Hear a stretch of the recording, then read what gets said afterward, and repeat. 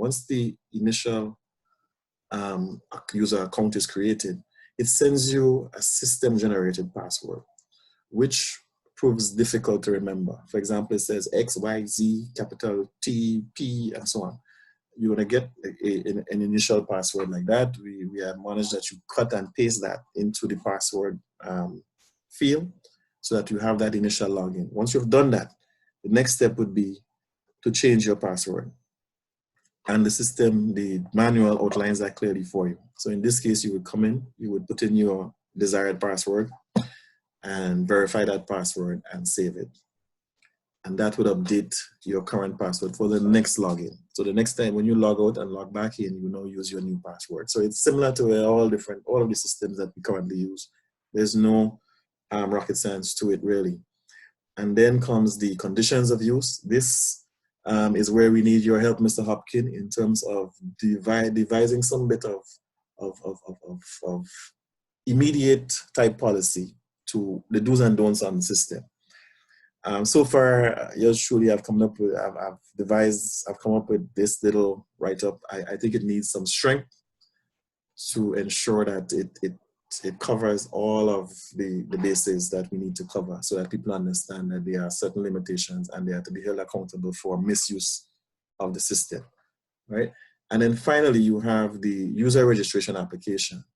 This really, as it speaks to at the top here, if we can read this, it says that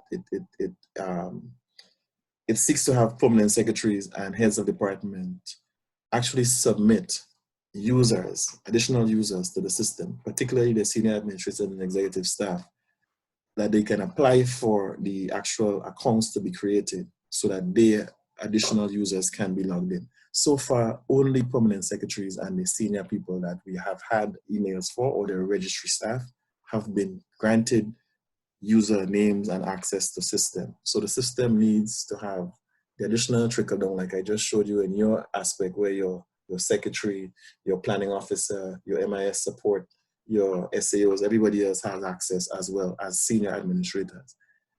We're not saying that we're going to give access to the clerical staff down to the bottom line, but we definitely need to help, the other executive officers online as well, because they are going to be charged with some of the actual movement of mail, or actual creation at some points. So they need to be having access to that in order for the synergy to work. If all ministries are not online, the purpose is defeated, I think. Because some will be receiving mail, some will not be, some will be using the old convention, some will be using the new. So we want to have that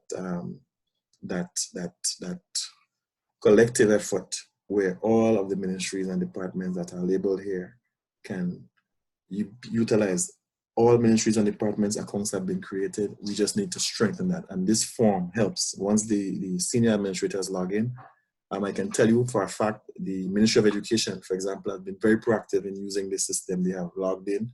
They have sent, Mr. Pierce Andala has sent his list. The accounts have been created. The individuals have been logging in. And like you've seen, they have moved mail even to your office, requesting different things. Ministry of Finance is actively involved as well. They are using the system quite extensively.